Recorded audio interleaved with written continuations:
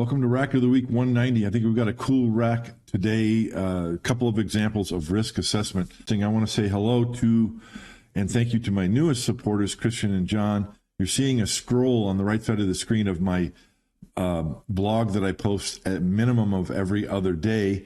$7 a month supporters get access to that and their name on the screen. So thank you to John, Christian, Rick, Tom, Brian, Chris, James, John, Corby, Richard, Indian Heathen, Charlie, Ken, Rainier, Fred, Leroy, and Christopher. Let's get into the rack. Got a shallow break shot. You know what I'm going to do here. Cue low on the cue ball.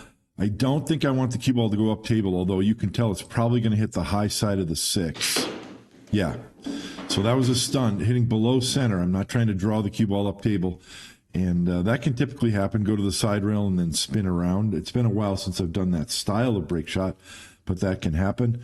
Another unsurprising fact is that with a glancing blow to the rack, shallow angle, we still have a lot of balls in the center of the table. That's okay. We've got some shots, so we can deal with this. Now I'm studying what could happen here.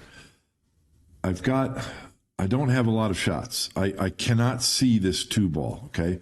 So I can't shoot the 2. If I could see it, I would definitely shoot the 2 and go up into these balls because then this stripe is your insurance. A little bit unlucky that these 2 balls have tied up. If they were looser, I would have, a choice of a couple of shots there, but I don't have that.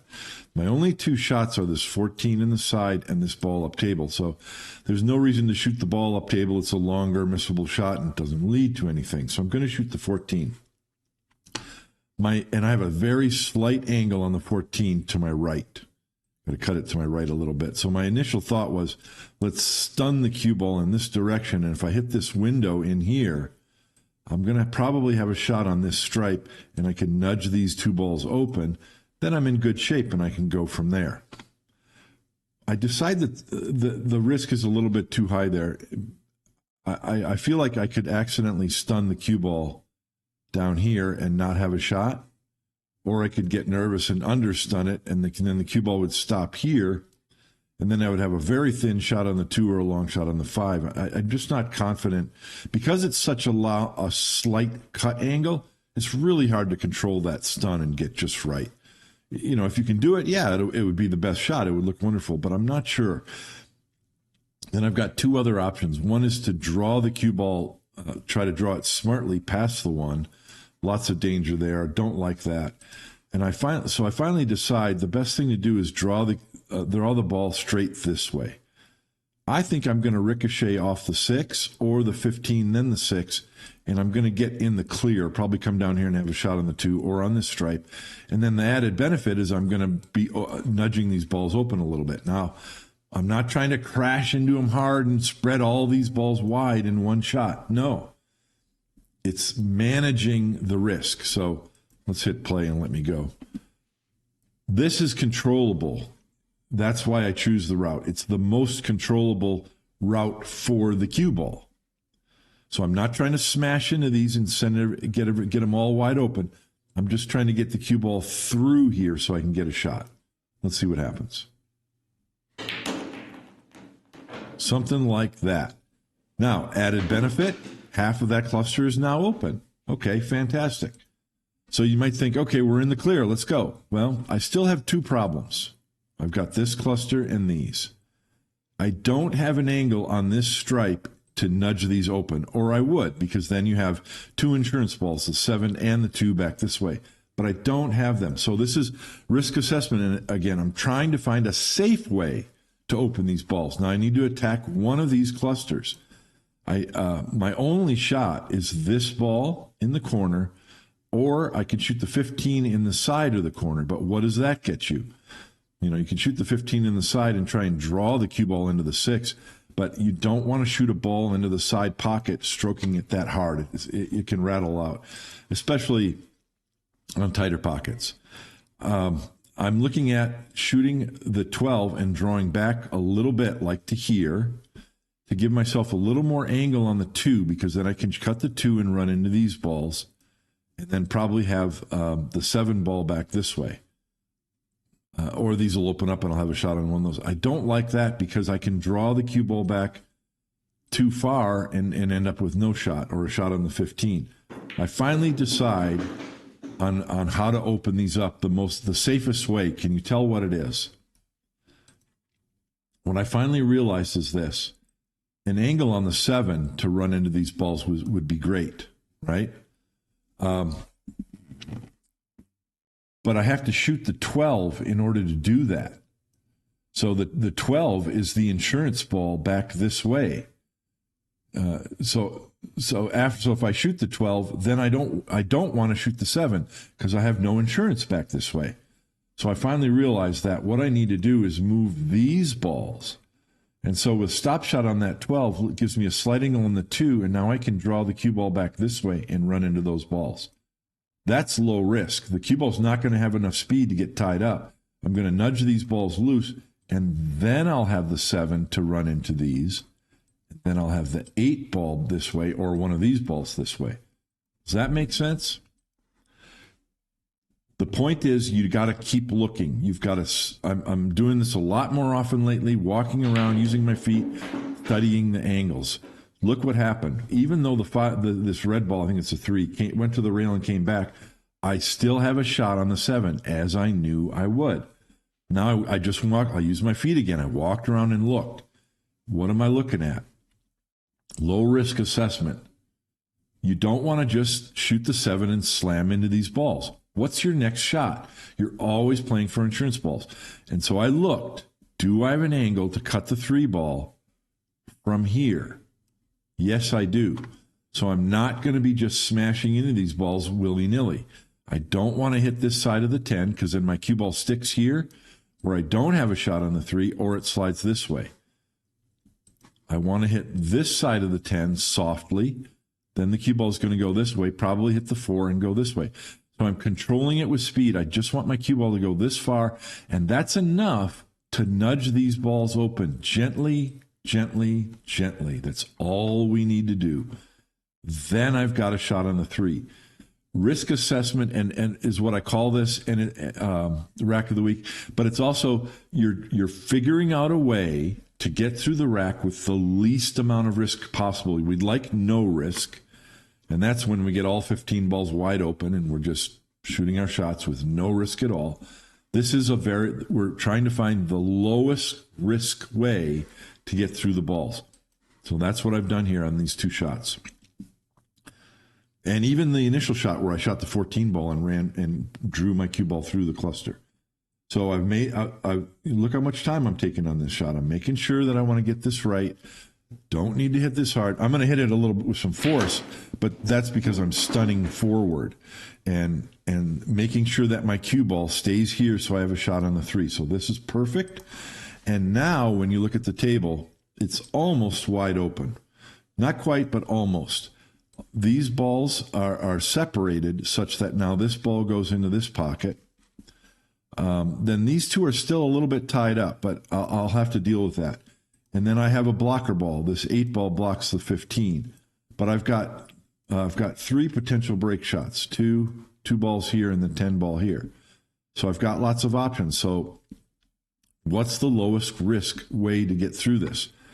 I don't want to do anything finicky with the 3. Like what you could do is shoot the 3, run into the 11 gently, knowing that your next shot is the 10 ball this way. I don't think I would fault anybody for doing that because it's going to be tricky because you don't know what angle you're going to have. You don't know if your cue ball is going to go this way after shooting the 8 or this way.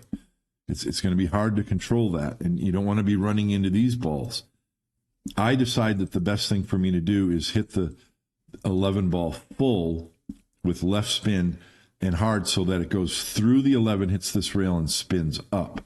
I'm going to have a shot on the 5. If it doesn't go very far, I'll have a shot on this ball on the side. Or if it comes farther, I'll have a shot on the 1. So I think that it's 50-50 whether you want to play a softer shot and try and control the cue ball right here for the 8 or go through and try and get to center table. I choose the going to center table option. Now, I know the 11 ball is going to move, so I want to make sure. Yeah, so I didn't hit it full. I wanted to hit it hard enough to knock the 11 out into the open because I'm going to get up here to shoot the 5 anyway. Didn't accomplish that. I hit it too thin. I'm a little bit fortunate that I've got an easy shot on this 5 and I can just roll forward for the 13. Now, it's still low risk. You might be thinking, oh, gee, I got to get these balls open. I got to run into these balls. No. How many balls are left? There's 8 balls left. I'm halfway through the rack. We're past the time of running into the balls. They're as open as they're going to be. You got to play them where they lie most of the time. That's your lowest risk way to go up the rack. So I'm just going back and forth. I want to get as close as I can to straight on this 13 because I want to get a shot on the 4. You might be thinking, I got to roll down here, get a low angle on this 4 so I can bump the 10. No, we're past that point. They're as open as they're going to get. Play them where they lie. So, and plus I've got a slight cut shot where I'm cutting the 13 to my left, so my cue ball is going to the rail. So what I'm going to do is stun to the rail and keep this angle on the 4. And you might think, oh yeah, sure, you can shoot the 4, go to the bottom rail and run into these balls. No. We're managing our risks now. The balls are open. There's only 6 balls left after I shoot the 13. So after I shoot the 13, I only have 5 shots. We're done running into the balls. Play the balls where they lie. Both of these balls can go into upper corner pocket. So now I'm using my feet, walk over and look. I want to get in this zone because both of these balls go in the upper left. So now look how much less risk there is. I don't have to hit it hard. I don't have to hope that I get a shot to the rail and come into that zone. I'm going now look what I have. I have the 15 in the side or the 6 in this corner. And now I can deal with my blocker ball. I'm in the way, but the 8 ball blocks these 2. But I can shoot the 6, and I've already looked at my angle. All I've got to do is move the cue ball over here, minimal cue ball movement. Now I've got a cut angle to shoot the 8 ball and come back center table. Isn't this better than crashing into these balls in some fashion and hoping? That's what risk assessment means.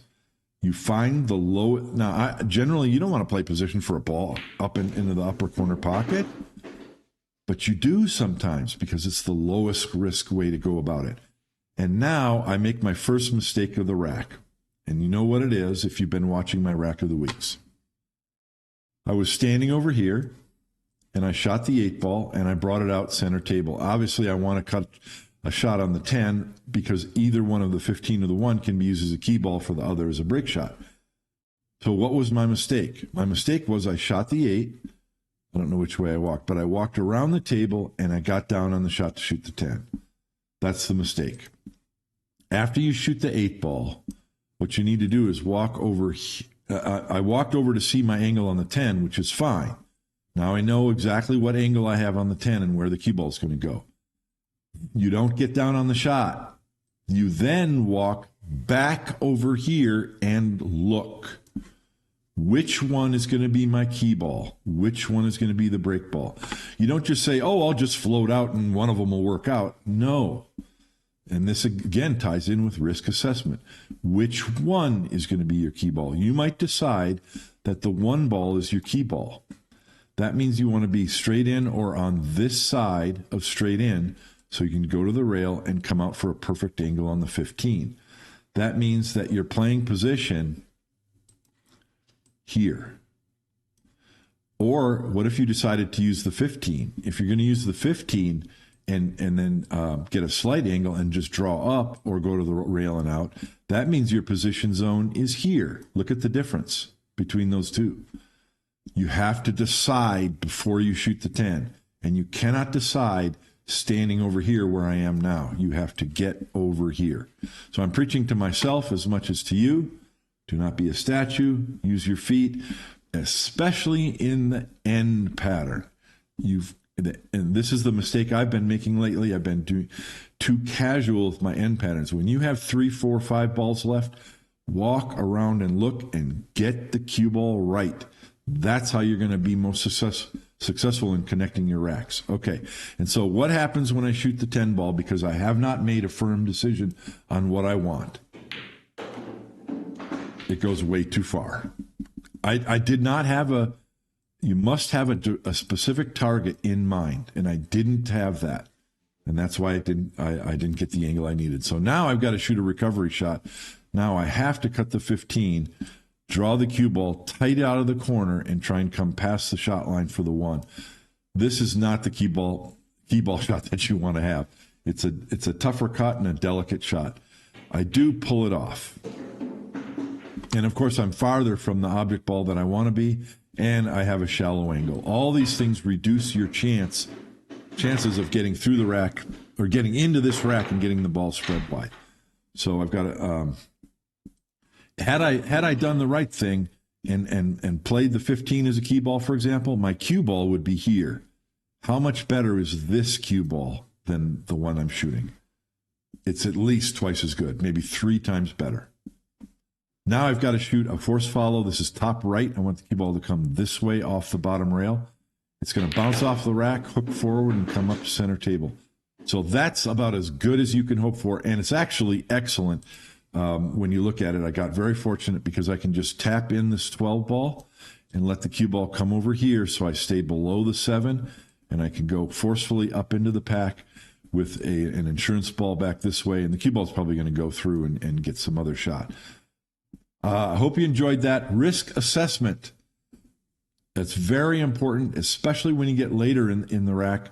It's all about choosing the lowest risk route. I'm telling you, straight pool players are scaredy cats. We don't want to have to be shooting those 6 foot long draw shots. That's not how you're going to connect racks together. Watch the greats, Steve Miserak, Mike Siegel, John Schmidt, on and on. Risk assessment. You're choosing the lowest risk routes, the easiest shots, the minimal cue ball movement, and always, always, always insurance balls where you know for sure you're going to have a follow-up shot whenever possible. I hope you enjoyed that. Thank you for watching. If you're going to play straight pool, play it straight, and see you next week on Rack of the Week. Bye.